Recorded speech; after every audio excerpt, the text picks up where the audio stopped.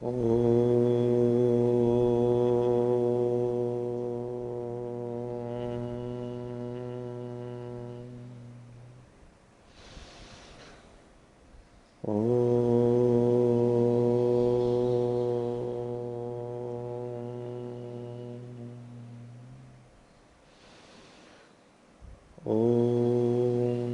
सहनावतु सहनौ भुनक्तु सह वीर्यं करवावहै तेजस्विनावधीतमस्तु मा विद्विषावहै।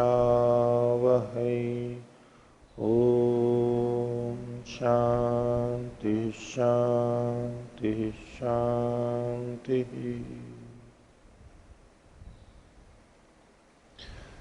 न्याय दर्शन की 95वीं कक्षा न्याय दर्शन के चौथे अध्याय का दूसरा अनेक चल रहा है और इसमें हमने 12वें सूत्र तक देखा था। पीछे विषय चल रहा था कि अवयवी होता है या नहीं होता है। तो अवयवी के बारे में पूर्व पक्षी ने संशय रखा कि अवयवी तो हो ही नहीं सकता है, अवयवी के बारे में संदेह है। और उस पक्ष में उसने अपने आक्षेप भी दिए और सिद्धांति ने उसका उत्तर भी दिया है कि आप जो कि अवयवों में अवयवी नहीं रह सकता, अवयवी में अवयव नहीं रह सकता, चाहे संपूर्ण रूप से चाहे एक भाग के रूप में। तो बोले अवयवी में ये जो कथन है ये लगेगा ही नहीं कि संपूर्णता और एक देश एक अवयव, क्योंकि ये तो उन्हीं में होता है जो अनेक मिल करके बने हो। जो एक ही होता है उसमें भेद का अभाव होने से कृष्ण का और एक देश का कथन होगा ही नहीं, होगा भी तो गौण वृत्ति से होगा। पीछे भी ये आया था आत्मा परमात्मा उसका एक देश, वो गौण कथन था। एक देश वास्तव में एक देश होता नहीं है। अवयव एक देश मतलब अवयव ऐसा एक देश नहीं होता है, लेकिन सर्वव्यापक निरवयव होते हुए भी गौण रूप से उसका एक देश कथन हो सकता है, होता है, लेकिन वास्तव में उसमें होता नहीं है। तो चूंकि पीछे सिद्धांति ने अवयवी को माना था, सिद्ध किया था, तो उसमें एक हेतु दिया था 2:1:35 में, जिसको कि यहां पर ये उद्धृत कर रहे हैं 13वें सूत्र की भूमिका में। तो आगे का पाठ देख रहे हैं, पृष्ठ संख्या 557। 13वें की भूमिका में कहा सर्वाग्रहणम अवयवी असिद्धे रीति।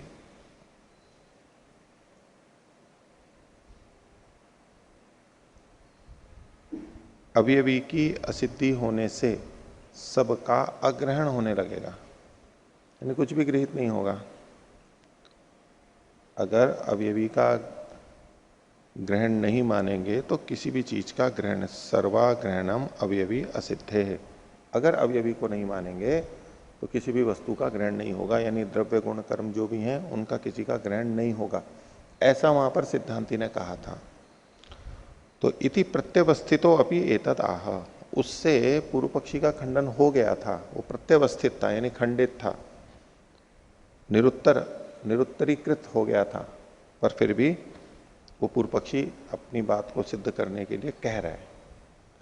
क्या कहना चाहता है कि अवयवी वास्तव में होता ही नहीं है, और जो आपको अवयवी की प्रतीति होती है वो एक भ्रांति है। वो इंद्रिय की अशक्ति के कारण से, दोष के कारण से अवयवी दिखाई देता है, वास्तव में अवयवी होता नहीं है। क्योंकि अवयव दिखाई नहीं दे रहे होते इसलिए केवल अवयवी दिखाई दे रहा है। अवयव क्यों नहीं दिखाई दे रहे? क्योंकि नेत्र उन अवयवों को देख नहीं पा रहे, इसलिए अवयवी दिखाई दे रहे हैं। जैसे कि हमारा शरीर, हम शरीर या वस्तुओं को इनको देखते हैं तो क्यों हमें केवल अवयवी दिखाई दे रहा है? अवयव क्यों नहीं दिखाई दे रहे हैं? अवयव तो हैं, इसमें छोटे छोटे हैं, पीसेंगे करेंगे तो पता लग जाएगा, टुकड़े करेंगे तो, लेकिन क्यों नहीं दिखाई दे रहा है? अवयव क्यों नहीं दिखाई दे रहे? क्योंकि इंद्रियां देख नहीं पा रही हैं उसको। तो इंद्रियों की दुर्बलता के कारण से आप इसको अवयवी कह रहे हो, वास्तव में तो ये अवयवों का समूह संघात ही है, अवयवी नहीं है इसमें, ऐसा पूर्व पक्षी कहना चाह रहा है। और उसके लिए उसने एक दृष्टांत भी प्रस्तुत किया। 13वां सूत्र है, केश समूहे तैमेरिकोपलब्धिवत तदुपलब्धि ही। केश के समूह में, बालों का समूह, इकट्ठे बहुत सारे बाल होते हैं जैसे हमारे सिर पे या चेहरे पे होते हैं। जो तैमेरिक है, तिमिर एक रोग है, नेत्र रोग है, जिसमें कम दिखाई देता है, स्पष्ट दिखाई नहीं देता है, तो उसको वो क्या अलग अलग बाल नहीं दिखाई देंगे, उसको एक समूह दिखाई देगा, बस एक दिखाई, झुंड दिखाई देगा। वैसे हम अपने नेत्रों से देखते हैं तो थोड़ा सा ठीक दूरी पे हो, तो बहुत दूरी पे हो तो हमारे को भी दिखाई नहीं देंगे, लेकिन हमें अलग अलग बाल दिखाई दे जाते हैं। लेकिन तैमेरिक होगा, उसको क्या दिखाई देगा, एक झुंड दिखाई देगा बस। जैसे कि एक पेड़ को हम देखें दूर से तो हमारे को अगर नेत्र ठीक है तो एक एक पत्ता, डाली, ये अलग अलग दिखाई देंगे। लेकिन अगर रोग हो तो वो बस एक समूह रूप में झुंड दिखाई देगा। जैसे कि धुंधलके में हमें पेड़ का एक बस गुच्छा सा दिखाई देता है, अलग अलग अवयव दिखाई नहीं देते। तो जैसे अंधकार में हमारे को झुंड दिखाई देता है प्रकाश की न्यूनता में, ऐसे ही उसको भी बस एक झुंड दिखाई देता है, अलग अलग नहीं दिखाई देता है। तो ये उसके रोग के कारण, शक्ति की न्यूनता के कारण से। तो केश समूह तैमेरिकोपलब्धिवत तदुपलब्धि, ये जो अवयवी आपको दिखाई दे रहा है ये इस कारण से क्योंकि अवयवों को देख नहीं पा रहे। तैमेरिक, तिमिर रोग से ग्रस्त व्यक्ति एक एक केश को क्यों नहीं देख पा रहा है, क्योंकि वो उसमें एक को मतलब समूह को ही क्यों देख पा रहा है एक अवयवी के रूप में, क्योंकि अवयवों को नहीं देख पा रहा है। ऐसे ही आप भी इसको नहीं देख पा रहे हो, इसलिए अवयवी की उपलब्धि हो रही है। भाष्य, यथा एक केश तैमेरिकेन नोपलभ्यते, एक एक बाल को वो देख ही नहीं सकता, उसके नेत्र की स्थिति ऐसी है कि एक एक बाल को नहीं देख सकता वो सूक्ष्म होने से। उसकी दृष्टि से वो बाल सूक्ष्म है लेकिन उसके नेत्र की दुर्बलता है इसलिए। और केश समूहस्तु उपलभ्यते, लेकिन केश के समूह को, झुंड को तो वो देख लेता है। तथा एक को अणुनोपलभ्यते अणुसंचयस्तु उपलभ्यते, इसी प्रकार से ये जो आप अवयवी कह रहे हो तो अवयव यानी परमाणु, तो परमाणु तो दिखते नहीं है, उपलब्ध नहीं होते हैं, तो उनका अणुओं का जो संचय है, एक एक अणु नहीं दिखता लेकिन अणुओं का जो संचय है वो तो दिख जाता है। तदिदम अणु समूह विषयम ग्रहणमिति, इसलिए ये जो ग्रहण हो रहा है, ज्ञान हो रहा है, इसका विषय अणुओं का समूह है, न कि अवयवी। वहां भी पीछे बात आई थी, पूर्व पक्षी ने कहा था भाई अणुओं का समूह है ये, सिद्धांत कह रहा है कि नहीं, अवयवी एक अलग चीज है। कह रहा है कि नहीं, तैमेरिक के समान एक एक को नहीं देख सकते, समूह को तो देख पाते हैं, ऐसे ही हम भी अणुओं के समूह को देख लेते हैं, अणुओं को नहीं देख पाते। इसलिए हम कहते हैं कि कोई नई चीज आ गई है अवयवी, वास्तव में अवयवी नहीं होता है, ऐसे खंडन किया। इसका उत्तर सिद्धांति दे रहा है 14वें सूत्र में, स्व विषय अनतिक्रमेण इंद्रियस्य पटुमंद भावात अल्प विराम विषय ग्रहण से तथा भावो अल्प विराम न अविषय प्रवृत्ति ही। क्योंकि पूर्व पक्षी ने इंद्रियों की न्यूनता को बताया रोग के कारण से, तो उसके लिए स्पष्ट कर रहा है इंद्रियों का जो पटुमंद भाव होता है, ये तो सिद्ध है कि इंद्रियां पटु होती हैं यानी अच्छी तरह देख रही हैं कुशलता से, और मंद है यानी तो ठीक तरह से ज्ञान नहीं कर पा रही है, ये तो होता ही है। तो जो इंद्रिय से पटुमंद भाव वो स्व विषय के अनतिक्रमण से होता है, यानी इंद्रियों का जो पटुमंद भाव होता है वो अपने अपने विषय से संबंधित ही होता है।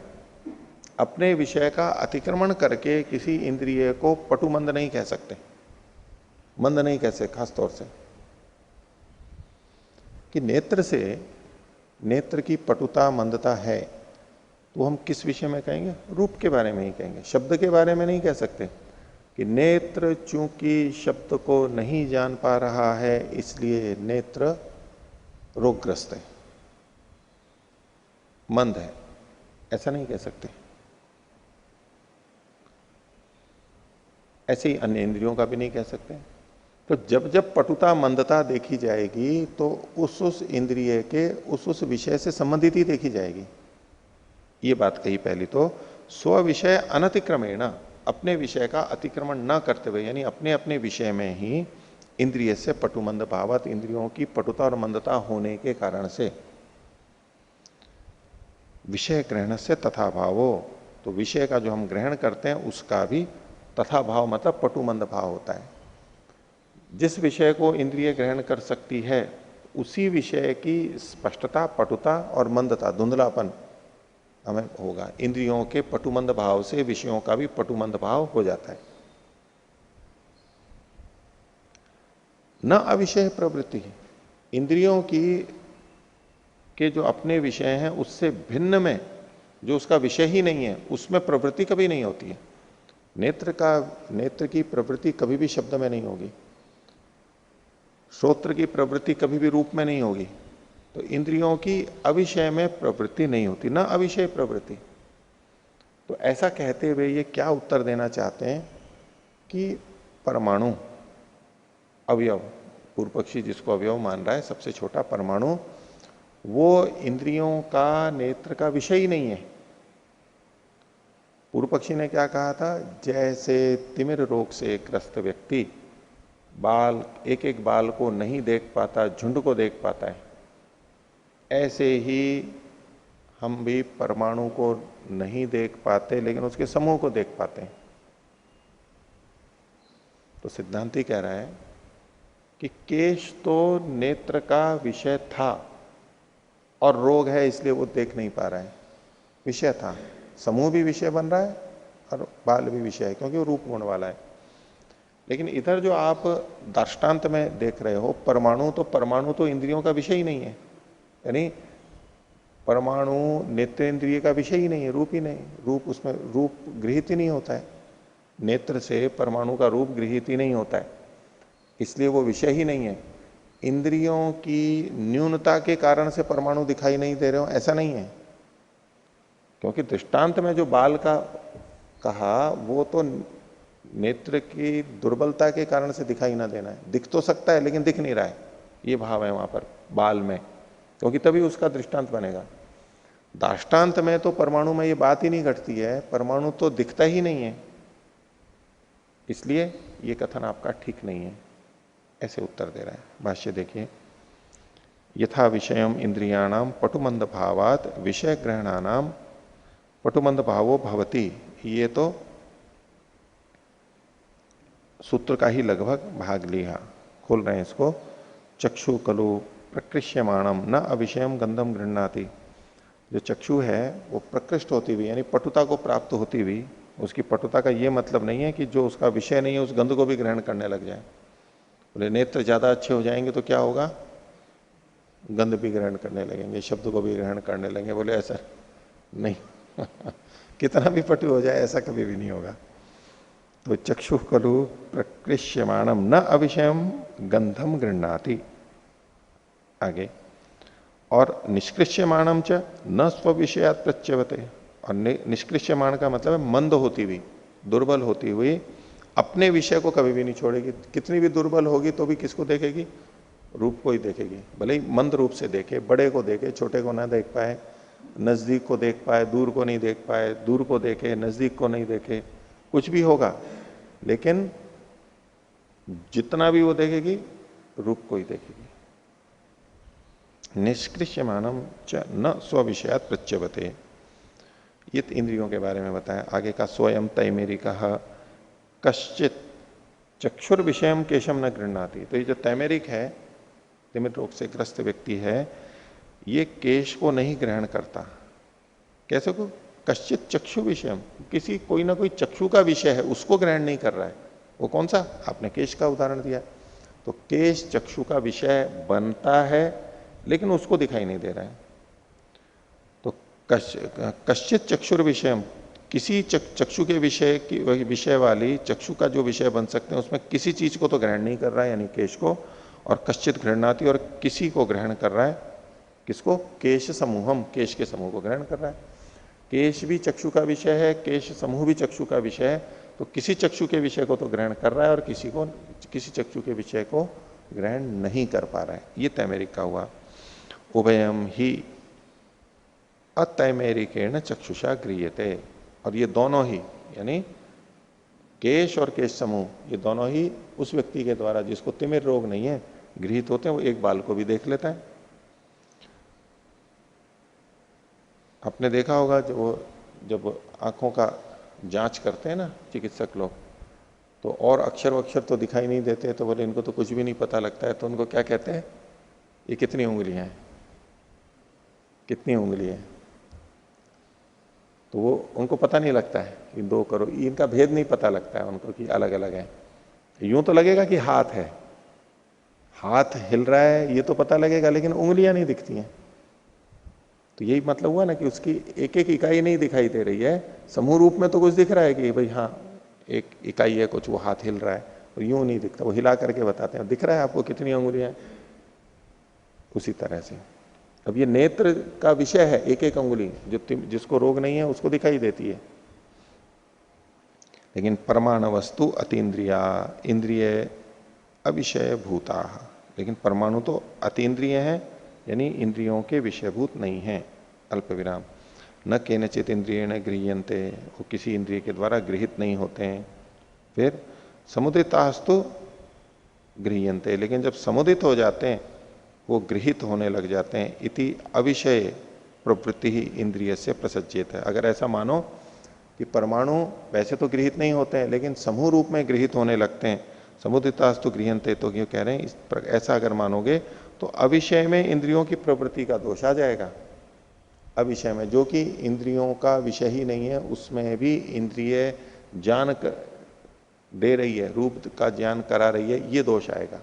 ये किस रूप में कह रहे हैं कि जैसे एक आत्मा इंद्रिय का विषय नहीं है, रूप गुण नहीं है उसमें, इंद्रिय का विषय नहीं बनता है, तो संसार की सारी आत्माओं को भी पास पास में ले आए यदि, तो भी नेत्र से हमारे को दिखाई नहीं देगी वो, कितनी भी हो। क्योंकि एक आत्मा चक्षु इंद्रिय का विषय बनती ही नहीं है, तो कितनी भी आत्मा इकट्ठी कर ली जाए वो चक्षु इंद्रिय का विषय नहीं बनेंगे। ऐसे ही जो परमाणु नेत्रेंद्रिय का विषय नहीं है उसका वो उनको कितना भी इकट्ठा कर लिया जाए वो चीज हमें दिखाई नहीं देगी, ऐसा सिद्धांति कह रहे हैं। अगर आप मानो कि परमाणुओं का समूह ही नेत्र से दिखाई दे रहा है तो फिर तो ये दोष आएगा कि जो नेत्र का विषय नहीं है उसका समूह भी दिखने लग जाएगा।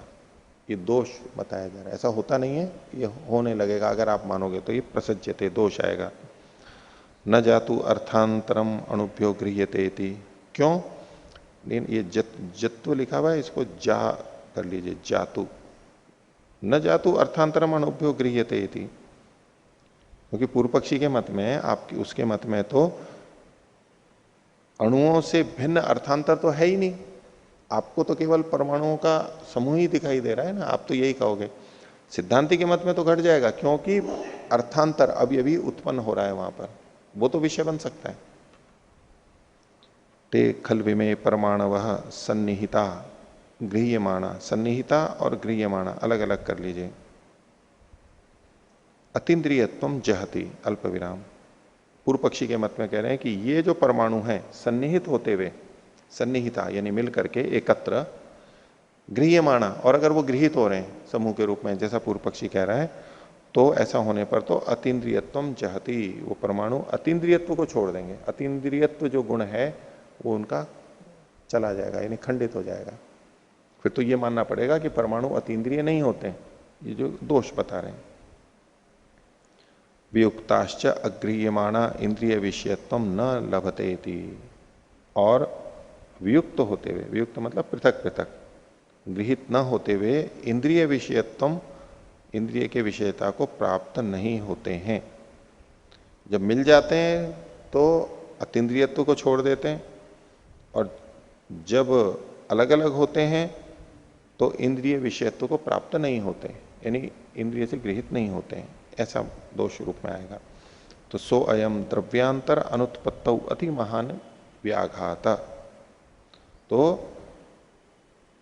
इंद्रियांतर द्रव्यांतर की अनुत्पत्ति मानने पर, द्रव्यांतर मतलब अवयवी, अवयवी की उत्पत्ति अगर आप नहीं मानोगे तो ये एक बड़ा दोष आपके पक्ष में आएगा। और इति उपपद्यते द्रव्यांतरम यत ग्रहण से विषय, इससे द्रव्यांतर यानी अवयवी सिद्ध होता है जो कि ग्रहण का विषय बनता है। ग्रहण का विषय, जानने का विषय नेत्र से जो देखा जाता है, इसलिए अवयवी है।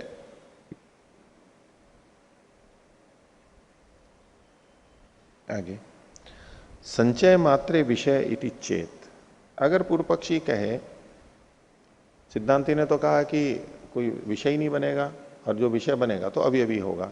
अब पूर्व पक्षी कहे कि ये जो संचय हुआ है, संचय मात्र को ही हम विषय मान लेंगे, वो जो इकट्ठे हुए हैं परमाणु, वही उसका जो संचय है, समूह है, वो विषय बन रहा है, अवयवी को तो नहीं मानेंगे, संचय को मानेंगे। तो संचय मात्रे विषय, यहां एव का अध्यार कर सकते हैं, संचय मात्रे एव विषय नहीं, मात्रम, मात्रम लिखा है ना,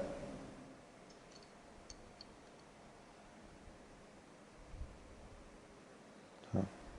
तो संचय मात्र ही विषय है, अगर ऐसा कोई पूर्व पक्षी कहे, तो यहां तक तो पूर्व पक्षी का भाव हुआ, तो सिद्धांति कह रहा है न, ये कथन ठीक नहीं है। इति चेत, इसको अर्धविराम ले सकते हैं, संचय मात्रम विषय इति चेत अर्धविराम, फिर न अल्प विराम, निषेध कर दिया, नहीं ऐसा नहीं होगा। क्यों? हेतु दे रहे हैं, संचयस्य संयोग भावात तस्य च अतीन्द्रिय अग्रहणात अयुक्तम। तो बोले ये जो संचय है, संचय का में संयोग का भाव होने से, जो संचय किया उसमें संयोग होता है, संचय होगा तो संयोग होगा, संचय का संयोग भाव होने से, और तस्य, तस्य मतलब उस संयोग के, तस्य च अतीन्द्रियस्य अग्रहणात्, और जो संयोग है वो अतीन्द्रियों का कभी भी गृहित नहीं होता है। संयोग हमें जब भी दिखाई देगा तो वो इंद्रिय ग्राह्यों का ही दिखाई देगा, जो अतीन्द्रिय हैं उनका संयोग हमें दिखाई नहीं देगा। तो संयोग भावात तस्य च अतीन्द्रिय से, अतीन्द्रिय वस्तुओं का संयोग गृहित ही नहीं होता है। पहले भी ये विषय तो आ ही चुका है। तो ये दो हाथ हैं, दोनों इंद्रिय ग्राह्य हैं, यानी नेत्र से ये भी दिखाई दे रहा है, ये भी दिखाई दे रहा है, तो अब इसका संयोग हमें दिखाई दे जाएगा। मोटा उदाहरण लें कि हवा चक्षु इंद्रिय ग्राह्य नहीं है और हाथ ये चक्षु इंद्रिय ग्राह्य है, तो हवा और हाथ का संयोग चक्षु से गृहित नहीं होगा। हवा के कण हैं, वो चक्षु इंद्रिय से ग्राह्य नहीं है, रूप नहीं है उनमें, तो अब इनमें जो संयोग होगा वो हमें दिखाई नहीं देगा। ऐसे ही आत्मा का, ऐसे ही परमात्मा का, तो जो इंद्रिय ग्राह्य नहीं है उनका संयोग तो दिखाई नहीं देता। तो आप जो ये कह रहे हो कि परमाणुओं का संयोग समूह ही हम ये दिखाई दे रहा है माने, तो परमाणु तो अपने आप में अतीन्द्रिय है, नेत्र से गृहित नहीं होंगे और उनका संयोग भी गृहित नहीं होगा, तो इसलिए समुच्चय या जो आप संचय कह रहे हो वो गृहित नहीं हो सकता है। तो संचय से संयोग भावा तस्य च अतीन्द्रिय से अग्रहणात अयुक्तम, तो वार्तिक वाला भाग हुआ, खोल रहे हैं इसको। संचय खलु अनेकस्य संयोग अल्प विराम, संचय कहते हैं किसको है? अनेकों के संयोग को ही तो संचय कहते हैं। तो संचय है खलु अनेकस्य संयोग, सच, ये जो सच मतलब है संयोग, गृह्यमाणाश्रयो गृह्यते, गृह्यमाण आश्रय वाला गृहित होता है, यानी उस संयोग का, उन संयोगों का जो आश्रय है, जिनमें वो संयोग हो रहा है, उनके गृहित होते हुए उनका संयोग गृहित होता है। सच गृह्यमाण आश्रय, गृहित है आश्रय जिनका, ऐसा होता हुआ गृह्यते, गृहित होता है। यानी ये जो दो हाथों का संयोग है, अब ये संयोग हमें दिखाई दे रहा है, तो इस संयोग जो है, क्योंकि इस संयोग का आश्रय जो ये हाथ और ये हाथ, ये गृह्यमाण आश्रय वाला होते हुए ये संयोग गृहित हो रहा है, तो सच गृह्यमाण आश्रयो गृह्यते न अतीन्द्रियाश्रय भवति। न अतीन्द्रियाश्रय, बस यहीं तक ही अल्प विराम है। तो अतीन्द्रियों में आश्रित जो संयोग है वो गृहीत नहीं होता है। भवति ही इदम अनेन संयुक्तम इति, और ये हमें ज्ञान होता ही है कि भवति, भवति मतलब होता है, मतलब ज्ञान होता है। इदम अनेन संयुक्तम, ये इससे संयुक्त है, ये इससे जुड़ा हुआ है, ये हमारे को ज्ञान होता ही है। बहुत सारी स्थूल चीजों में हमें पता ही लगता है। तस्मात् अयुक्तम एतदिति, इसलिए जो आपने बात रखी वो ठीक नहीं है, ये केवल संयोग से होगा। संयोग हमें दिखाई दे रहा है दो वस्तुओं का, इसका मतलब है वो वस्तु, अब ये जो दो चीजें मिली हैं इसका ये मतलब नहीं है कि ये परमाणुओं का समूह, ये परमाणुओं का समूह वो मिल रहे हैं। यहां पर हैं दोनों में परमाणु, लेकिन ये एक अवयवी है, ये एक अवयवी है, इन दोनों का संयोग हो रहा है। तो भवति ही इदम अनेन संयुक्तम इति, यानी व्यवहार में देखा ही जाता है। तस्मात् अयुक्तम एतदिति, इसलिए आपका कथन ठीक नहीं है। गृह्यमाणस्य च इंद्रियेण विषयस्य आवरणादि अनुपलब्धि कारणम उपलभ्यते। अल्प विराम। तो कहते हैं गृह्यमाणस्य च इंद्रियेण, इंद्रियेण गृह्यमाणस्य, इंद्रिय से गृहित होती हुई वस्तु का, जिसको भी हम ग्रहण करते हैं इंद्रियों से, इंद्रियेण गृह्यमाणस्य विषयस्य, इसको करेंगे अन्वय, गृह्यमाणस्य च इंद्रियेण विषयस्य, इंद्रियेण गृह्यमाणस्य विषयस्य, इंद्रिय के द्वारा गृहित होते हुए विषय का, जिस भी विषय का हम ग्रहण करते हैं इंद्रिय से, उस विषय का, उस विषय के आवरणादि अनुपलब्धि कारणम उपलब्धते, इसके आवरण आदि की अनुपलब्धि हो रही है, ये उपलब्ध होता है। इसका कोई आवरण नहीं है, ये हमें पता लगता है। जैसे हम किसी व्यक्ति को देख रहे हैं, हमारे सामने है, तो वो इंद्रिय के द्वारा गृह्यमाण विषय हो गया। जैसे हम एक दूसरे को देख रहे हैं तो हम एक दूसरे के लिए गृह्यमाण विषय हैं इंद्रिय से, नेत्र से। तो इससे हमें क्या साथ में पता लगता है कि आवरण आदि जो अनुपलब्धि का कारण है, आवरण आदि अनुपलब्धि कारणम, उन्हीं के आवरण आदि की, आवरण आदि जो कि अनुपलब्धि का कारण है, वो हमें मिलते हैं।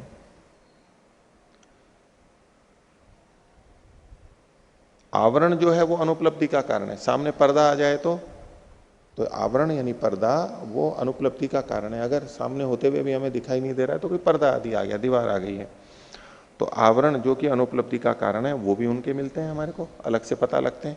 जिन विषयों को हम इंद्रियों से जानते हैं उनके आवरण की भी हमें उपलब्धि होती है कि इसके कारण से ये अभी उपलब्ध नहीं हो रहा है। हमें पता है कि पेड़ दिखाई देता है, वो सामने वाला कह रहा है कि ये देखो यहाँ पीछे पेड़ है, और हमारे को दिखाई नहीं दे रहा है। तो हम सोचें भाई कोई ना कोई आवरण है, या तो पर्दा है या दीवार है, जो जिसके कारण से वो दिखाई नहीं दे रहा वो भी हमें दिखाई देता है। तो आवरण आदि की अनुपलब्धि का कारण उपलब्ध होता है। तस्मात न इंद्रिय दौर्बल्याद अनुपलब्धि अणुनाम, तो अणुओं की जो अनुपलब्धि हो रही है, दिखाई नहीं दे रही है, वो इंद्रियों की दुर्बलता के कारण नहीं है। तस्मात न इंद्रिय दौर्बल्याद अनुपलब्धि अणुनाम, इंद्रियों की दुर्बलता के कारण से नहीं है।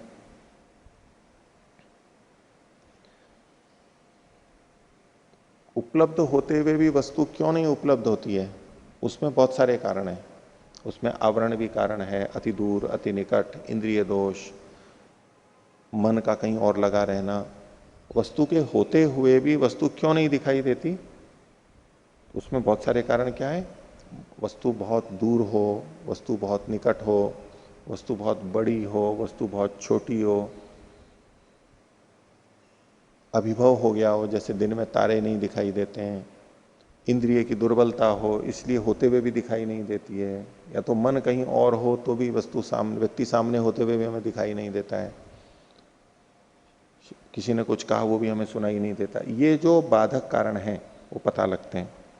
तो तस्मात इंद्रिय दौर्बल्याद अनुपलब्धि अणुनाम, इंद्रियों की दुर्बलता के कारण से तो अणुओं की अनुपलब्धि नहीं है, क्योंकि वो वैसे ही इंद्रियातीत हैं। यथा न इंद्रिय दौर्बल्य दौर्बल्यात चक्षुषा अनुपलब्धिर गंधादि नाम। एक परमाणुओं की या अणुओं की अनुपलब्धि इंद्रियों से क्यों नहीं हो रही है? क्योंकि वो उनका विषय ही नहीं है। जैसे कि उदाहरण दिया, यथा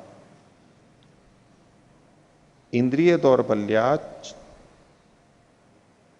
चक्षुषा गंधादि नाम अनुपलब्धि। जैसे, ऐसे अन्वय कीजिए, यथा फिर क्या, चक्षुषा, चक्षु के द्वारा, यथा चक्षुषा गंधादि नाम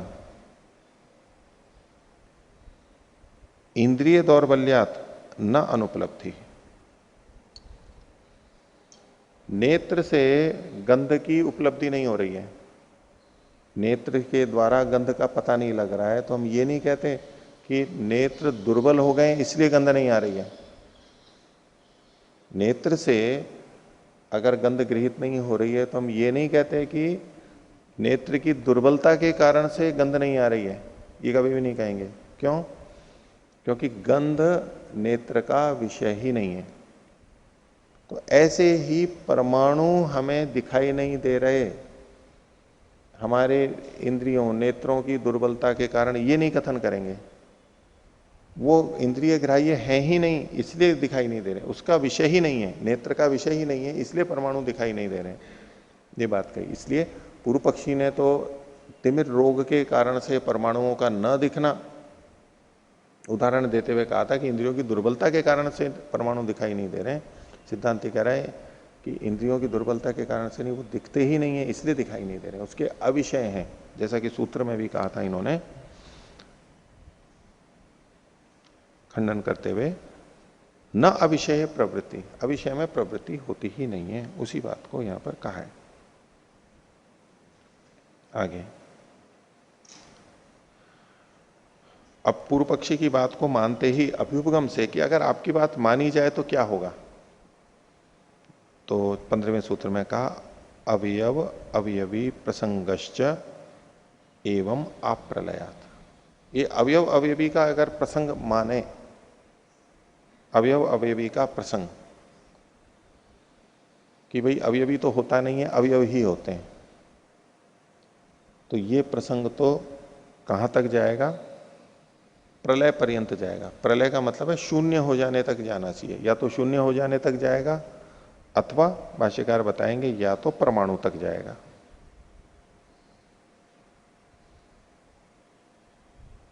पूर्व पक्षी ने कहा था ना कि अवयवों में अवयवी नहीं रहते या अवयवी में अवयव नहीं रहता, ये जो कहा था उसने, उसके लिए भाष्य देखिए, यह खलु अवयविनो अवयवेशु वृत्ति प्रतिषेधात अभावः।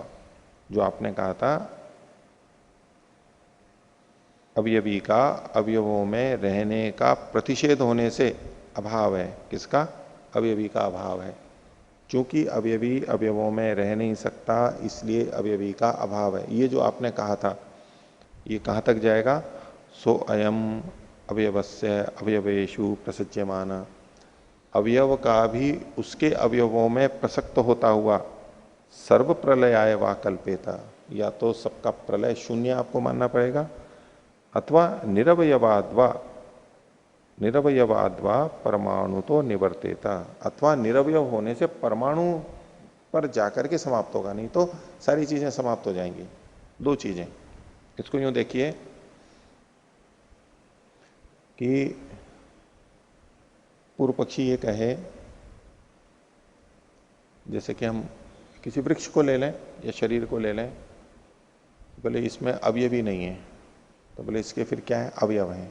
बोले अवयव बताओ क्या है? बोले देखो पत्ते, डाली, तना, फूल, फल, ये अवयव है, जड़ें ये अवयव है। जैसे पीछे भी आया था कि वन एक अवयवी नहीं होता है, तो बोले उसमें एक अवयव क्या है वन के? वृक्ष एक अवयव है। वृक्ष को अवयव मानेंगे? यानी अनेक वृक्ष हैं, वो प्रत्येक एक अवयव कहलाएगा।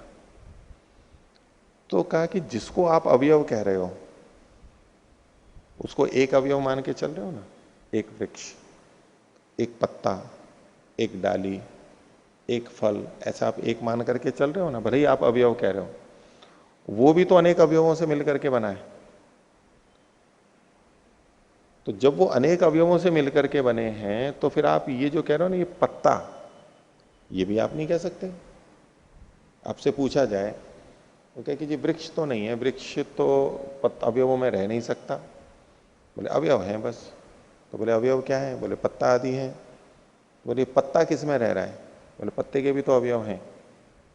तो जैसे अवयवी अपने अवयवों में नहीं रह पा रहा है, पूर्व पक्षी के मतलब वृक्ष पत्ते डाली आदि में नहीं रह पा रहा है, तो ऐसे पत्ता या डाली वो भी अपने अवयवों में नहीं रह पाएगा, फिर उसके भी अवयव कर लो। अब जैसे अपना शरीर है तो पहले इधर या तो पत्ते आदि ले लिए, तो पत्ते, फिर अंदर कोशिका को ले लो कि पत्ता कोशिका में नहीं रह पाएगा, अपनी अपनी जितनी कोशिकाएं हैं। अब वो कोशिका को भी एक माना अवयव के रूप में, लेकिन उसके भी तो अवयव हैं। अब उसके भी अवयव हैं तो आप एक कोशिका को भी कोशिका के रूप में नहीं कह सकते, क्योंकि वो भी तो उसके छोटे घटकों से मिलकर बना है। तो न तो वृक्ष रहेगा अवयवी के रूप में, न पत्ता रहेगा अवयवी के रूप में, न डाली रहेगी, और इनके छोटे न कोशिका रहेगी। ऐसे छोटे छोटे करते जाओ, वो रह ही नहीं पाएंगे। आपके मत में तो वो अभाव हो जाएगा फिर, क्योंकि उसमें रह ही नहीं सकते।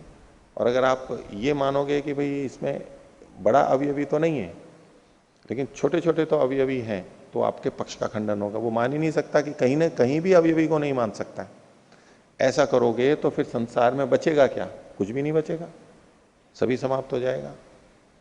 या तो ये स्थिति बनेगी, और नहीं तो निरवयव होने से परमाणु में जाकर के समाप्त होगा कि परमाणु के तो कोई अवयव नहीं होते, बस वो परमाणु ही है, बाकी और कुछ नहीं है। ये मानना पड़ेगा आपको। क्या है? केवल अवयवी तो है नहीं, और परमाणु को निरवयव माना है, इसलिए परमाणु अवयवी कहलाएगा नहीं। तो उनके मत में परमाणु को छोड़ करके और किसी वस्तु की सत्ता नहीं है, ये मानना पड़ेगा। या तो कहेंगे कि कुछ भी नहीं है, परमाणु भी नहीं है, आप उसके भी अवयव उसके भी अवयव, तो कुछ भी कभी भी नहीं होगा। और मानोगे अगर कि भाई परमाणु है, अंत में निरवयव है, तो उससे पहले की जितनी भी चीजें वो सब नष्ट हो जाएंगी, कुछ नहीं रहेगी। बस केवल आपको परमाणु पर जाकर के ही वहां रोकना पड़ेगा। अब वहां प्रश्न नहीं खड़ा होगा कि इसमें अवयवी रहता है या नहीं रहता है, क्योंकि अवयव है ही नहीं, उसमें निरवयव है। अवयव और अवयवी वाली बात प्रसंग या तो परमाणु पे जाके समाप्त होगी, या तो कुछ भी नहीं है इस सिद्धांत पे जाकर के खड़ी होगी। दोनों ही दोष हैं। उभय था च उपलब्धि विषय से अभाव। और आप दोनों ही चीजें कुछ भी मानोगे तो उपलब्धि के विषय का अभाव हो जाएगा। यानी जिसको हम जानते हैं वो कुछ रहेगा ही नहीं। अवयवी तो है नहीं, परमाणु को जान नहीं सकते हैं, तो फिर क्या हमारे को पता लगेगा? किस चीज का ज्ञान होगा? नेत्र से किसको देख पाएंगे? किसी को भी नहीं देख पाएंगे। तो नेत्रों से जिस जिसको भी हम देख पा रहे हैं, इतनी चीजों को, उन सबका अभाव हो जाना चाहिए फिर तो। तद अभावात उपलब्धि अभाव।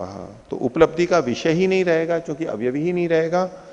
तो उस उपलब्धि का विषय न होने से, तद अभावात, विषय का अभाव होने से उपलब्धि का भी अभाव होगा। हमारे को फिर ज्ञान ही नहीं होगा। फिर उपलब्धि का विषय ही नहीं है तो उपलब्धि कहां से होगी? ज्ञान का विषय ज्ञेय ही नहीं है तो ज्ञान कहां से होगा?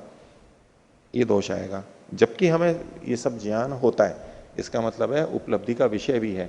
उपलब्धि का विषय है तो अवयवी को मानना पड़ेगा। आगे, उपलब्ध्याश्रयश्चायम वृत्ति प्रतिषेध। आपके द्वारा जो वृत्ति का प्रतिषेध किया गया, वृत्ति मतलब अवयवी में अवयव नहीं रहते, अवयव में अवयव नहीं रहते, ये जो अवयवी का जो उसने निषेध किया था, वो किसके आश्रय से किया था? वृत्ति प्रतिषेधा। तो ये क्या कहा था? उपलब्धे आश्रयाश्च, उपलब्धे आश्रयश्च अयम। उपलब्धि के आश्रय से ही आपने इस वृत्ति का निषेध किया था। उपलब्धि मतलब आपको पता लगा, कुछ ज्ञान हुआ, उसके आधार पर ही आप ये कहेंगे कि ये इसमें नहीं रहता है। जैसे कि कोई उदाहरण ले लीजिए, अवयवी अवयव का, मान लो कपड़ा ले लिया, एक वस्त्र है, कुर्ता है, तो सिद्धांती तो कह रहा है कि इसमें अवयव हैं धागे, और एक कुर्ता अवयवी भी है। पूर्व पक्षी कह रहा है कि अवयवी ये जो कुर्ता है ये अवयवों में नहीं रह सकता, और अवयव अवयवी में नहीं रह सकते। बोले ये जो आपने कथन किया कुर्ता और धागों का, या तो घड़े और मिट्टी का, ये उपलब्धि के आश्रित है। आपको कपड़ा कपड़ा दिखाई दे रहा है ना, घड़ा घड़ा दिखाई दे रहा है ना, उपलब्धि तो हो रही है ना आपको, तो वो उपलब्धि के आश्रय को मान करके आप इसका खंडन कर रहे हो। उपलब्ध्याश्रयश्चायम वृत्ति प्रतिषेध, और सह का मतलब है सब प्रतिषेध, अगर आप उसका प्रतिषेध कर देते हो, स आश्रय व्याग्नन आत्मघाताय कल्पते थी, तो वो आश्रय का को नष्ट करता हुआ, आश्रय मतलब अनुपलब्धि को नष्ट करता हुआ, ये जो कहा ना उपलब्ध्याश्रयश्चायम वृत्ति प्रतिषेध, उपलब्धि के आश्रय से ये वृत्ति का प्रतिषेध आपके द्वारा किया जा रहा है, तो ये जो प्रतिषेध है ये आश्रय को यानी उपलब्धि को ही नष्ट करता हुआ आत्मघाताय कल्पते, इस प्रतिषेध का भी खंडन कर देगा। आपका जो प्रतिषेध है वो उपलब्धि के आश्रित है, और ये प्रतिषेध उपलब्धि को ही नष्ट कर रहा है। तो उपलब्धि ही यदि नष्ट हो जाएगी तो आपका प्रतिषेध भी नष्ट हो जाएगा कि आप प्रतिषेध कर किसका रहे हो।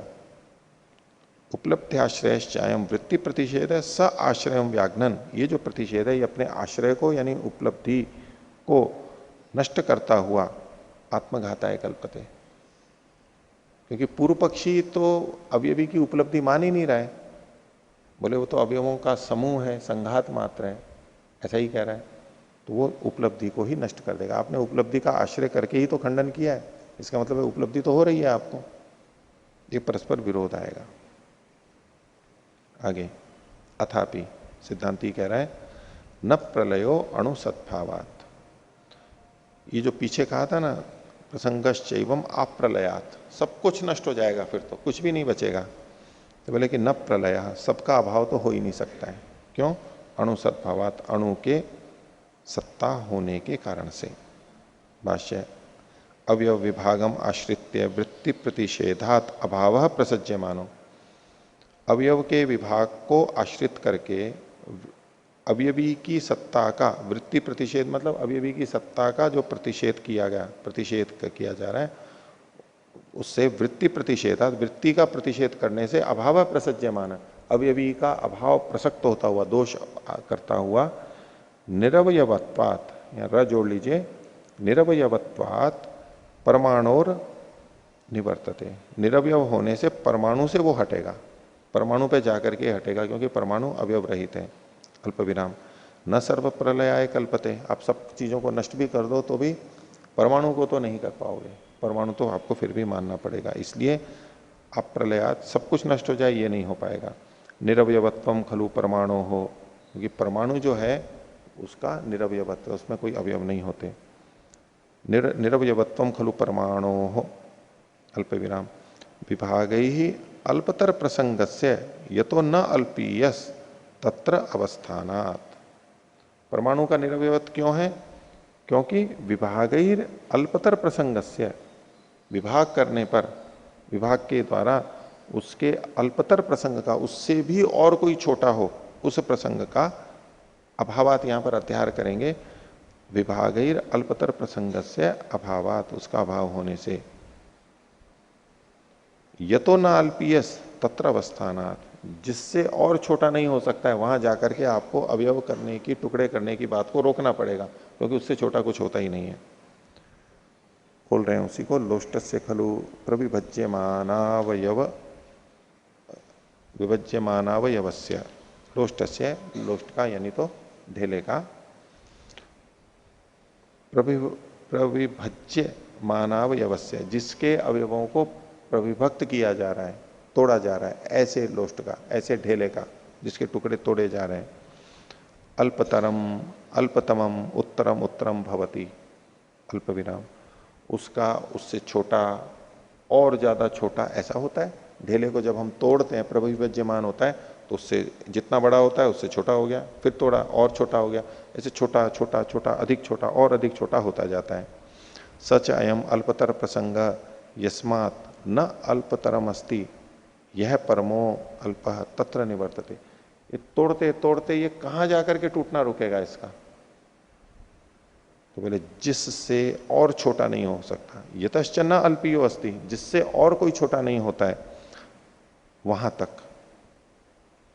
तो सच आयम अल्पतर प्रसंग, जो छोटे से छोटा होना है, तो यस्मात् न अल्पतरम अस्ति, जिससे और कोई छोटा नहीं होता है, यह परमो अल्प, जो सबसे छोटा है, परम अल्प है, तत्र निवर्तते, वहां ये विभाजन समाप्त हो जाता है, उसके आगे विभाजन नहीं हो सकता है।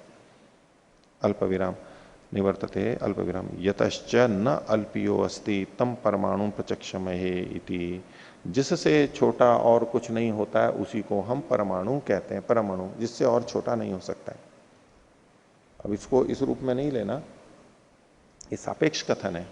पीछे भी आपके सामने मैंने रखा होगा कि हम अगर दर्शनों की दृष्टि से भी देखें तो भाई परमाणु से भी छोटा, परमाणु तो भूतों के हो गए, और फिर उससे छोटे भी फिर तन्मात्राएं हैं, या तो अहंकार है, महतत्व है, और सत्वर स्तंभ अंत तक, और उससे भी वो छोटे होते हैं।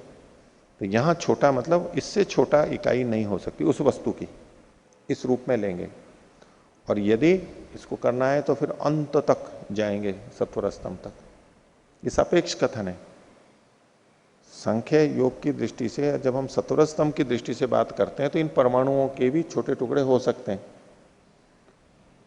दूसरा, इसको जब हम परमाणु कहते हैं, अब आधुनिक विज्ञान की दृष्टि से देखें कि भाई जिसको आप परमाणु कह रहे हो, जिसको वहां पर कह रहे हो परमाणु, तो बोले परम अणु, इन्होंने कहा परमाणु के तो टुकड़े होते ही नहीं है, और वैज्ञानिकों ने देखो बता दिया कि परमाणु के भी टुकड़े होते हैं। वहां परमाणु जिसको कहेंगे उसमें इलेक्ट्रॉन, प्रोटॉन, न्यूट्रॉन उनके हिसाब से। बोले हमारे दर्शनों में तो लिखा है कि परमाणु के और टुकड़े हो ही नहीं सकते, लेकिन वैज्ञानिकों ने तो देखो इलेक्ट्रॉन, प्रोटॉन, न्यूट्रॉन और उनके भी विभाग और छोटे छोटे देख लिए, जान लिए, तो इसका मतलब वो इनसे ज्यादा हो गए, ऐसी एक तुलना बन जाती है। ये तो विरोध आ गया, उसके तो परमाणु के टुकड़े कर रहे हैं और यहाँ तो मना कर रखा है, यानी इनकी पहुंच नहीं थी, ये इस रूप में कथन। तो इसको स्थूल रूप से ही माना जाएगा, एक इकाई के रूप में ही, किसी वस्तु का जो मूल तत्व है वहां तक। फिर अगर जो टूटता है वो तो वो तत्व ही नहीं रहा वहां पर, और सत्वर स्तंभ की स्थिति वो अलग कही गई है। तो इसको सापेक्ष कथन मानते हुए ही यहाँ पर परमाणु कहेंगे, इससे छोटे हम नहीं कर सकते, नहीं होंगे, बस इतना ही मान करके चलेंगे।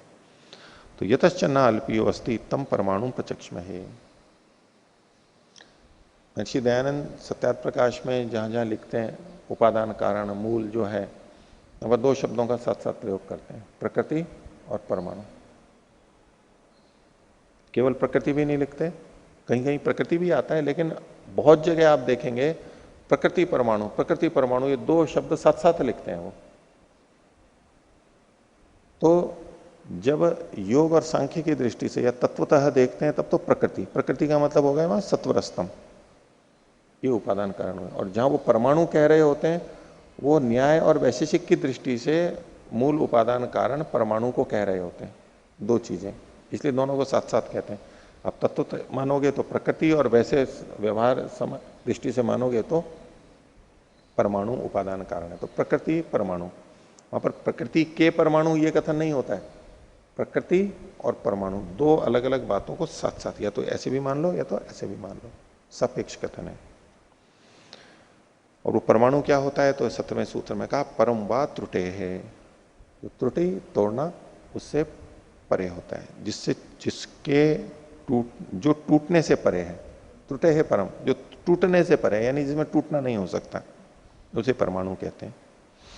भाष्य, अवयव विभाग से अनवस्थानात्, अवयवों का जो विभाग करते हैं उसके अनवस्थान होने से, यानी उसकी कोई सीमा ना होने से, अगर यूं करते जाएंगे तो ये अनवस्था दोष की तरह, अगर यूं मानेंगे कि नहीं और उससे छोटा, उससे छोटा, उससे छोटा करते जाओगे तो वो अनवस्था दोष आएगा, यानी कहीं ना कहीं तो मानना ही पड़ेगा कि इससे आगे और नहीं हो सकते टुकड़े। तो अवयव विभाग के अनवस्था का अनवस्थान होने से, यानी अनवस्था दोष आने से, अगर यूं टुकड़े टुकड़े माने इसलिए, और द्रव्याणाम असंख्यत्वात्, और फिर जो द्रव्य हैं अगर हम यूं मानेंगे कि टूटता ही जाएगा, टूटता ही जाएगा, टूटता ही जाएगा, तो फिर द्रव्य कितने हो जाएंगे, वास्तव में असंख्य हो जाएंगे, कितने हैं वो नहीं पता लगेंगे। असंख्य होने से त्रुटित्व निवृत्ति, त्रुटित की, ये इससे भी छोटे और हर चीज टूट सकती है, इसकी निवृत्ति होती है, इसको हटाया जा रहा है। यदि हर चीज टूटे ऐसा कोई कहे तो उससे दो दोष आएंगे, एक तो कि अनवस्था दोष आएगा, ये कहीं नहीं रुक सकता, तो त्रुटित्व की निवृत्ति कहते हैं, कहीं ना कहीं जाकर के टुकड़े नहीं होंगे ये मानना पड़ेगा। तो एक तो अनवस्था दोष के कारण और एक द्रव्यों के असंख्य होने के कारण से। द्रव्यों के असंख्य को थोड़ा दूसरे ढंग से ऐसे भी समझेंगे कि अगर हम ये माने अभ्युपगम से कि किसी भी तत्व के कितने भी छोटे छोटे छोटे छोटे टुकड़े होते जा सकते हैं, होते जा सकते हैं, होते जा सकते हैं, कोई सीमा नहीं है उस स्थिति में, कहीं कोई रुकावट, अंतिम स्थिति नहीं है, बस टुकड़े ही टुकड़े हो जाएंगे। तो किसी भी वस्तु में कितने अवयव हैं, क्या कहेंगे हम? किसी भी वस्तु में इसमें कितने टुकड़े, कितने इसके टुकड़े हो सकते हैं? असंख्य हो सकते हैं। और राई के कितने टुकड़े हो सकते हैं? फिर पहाड़ के कितने हो सकते हैं? असंख्य हो सकते हैं। तो दोनों के अवयव कितने समान हो गए ना? इसके भी असंख्य, इसमें राई में भी असंख्य अवयव और इसमें भी असंख्य अवयव और पहाड़ में भी असंख्य अवयव।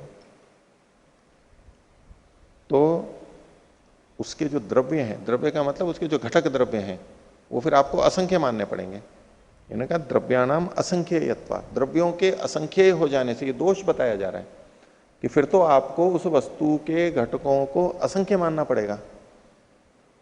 ये दोष है, और असंख्य तो हो नहीं सकते। यानी हमें हम गणना नहीं कर सकें लेकिन निश्चित संख्या तो होगी।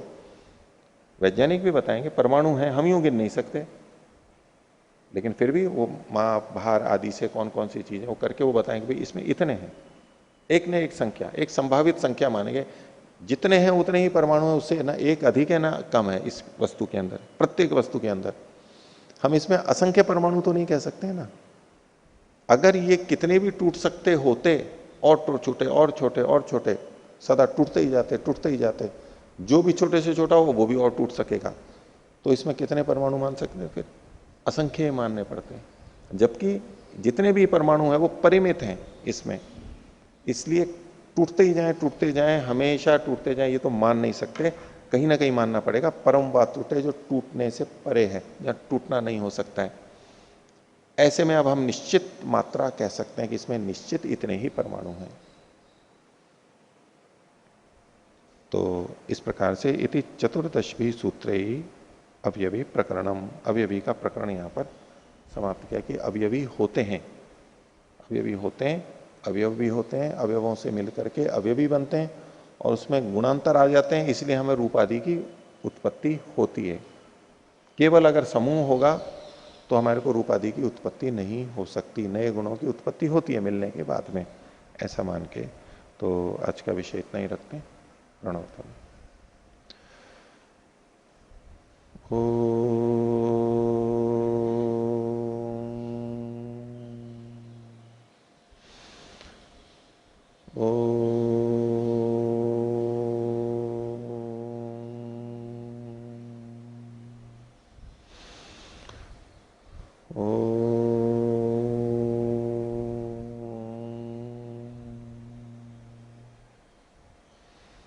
सभी को सादर अभिवादन। ओम